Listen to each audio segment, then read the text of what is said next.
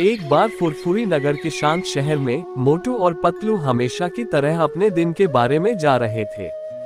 उन्होंने अपने पसंदीदा स्थान पर अपना दोपहर का भोजन समाप्त किया था और घर वापस आ रहे थे जब उन्होंने शहर के बाहरी इलाके में पुराने परित्यक्त घर से एक अजीब आवाज सुनी।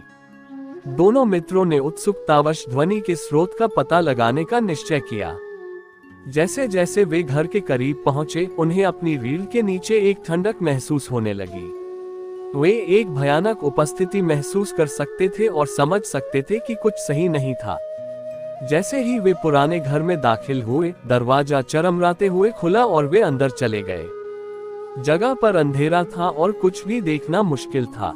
अचानक उन्हें एक आवाज सुनाई दी जो उनके नाम को फुसफुसाते हुए कहती है, मोटू और पतलू, मैं तुम्हारा इंतजार कर रहा हूँ। दोनों डर के मारे ठिठक गए।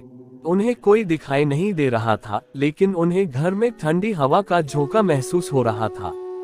आवाज जारी रही, मैं इस घर के पुराने मालिक का भूत हूँ।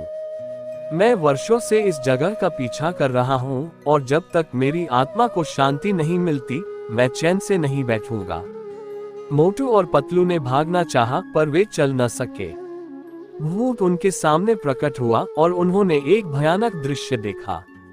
उसकी आंखें लाल थीं और उसका चेहरा पीला था।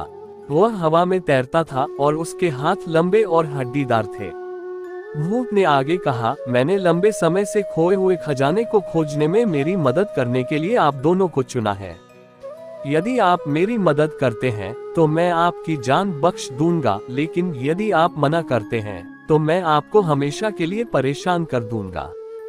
मोटू और पतलू के पास सहमत होने के अलावा कोई चारा नहीं था। वे अपनी बुद्धि से डर गए थे और भूत को और अधिक क्रोधित नहीं करना चाहते थे। भूत उन्हें घर में ले गया और वे आखिरकार एक छिपे हुए कमरे में पहुंचे। अंदर उन्हें सोने और जवाहरात से भरा एक संदूक मिला। भूत मुस्कुराया और पतली हवा में गायब हो गया। मोटू और पतलू ने राहत की सांस ली और जल्दी से घर से निकल गए। जैसे ही उन्होंने बाहर कदम रखा, उन्हें एहसास हुआ कि उन्होंने बहुत बड़ी गलती की है। भूत ने उन्हें बरगलाया था और वे हमेशा के लिए घर के अंदर फंस गए थे। मोटू और पतलू की फिर कभी किसी ने नहीं सुनी।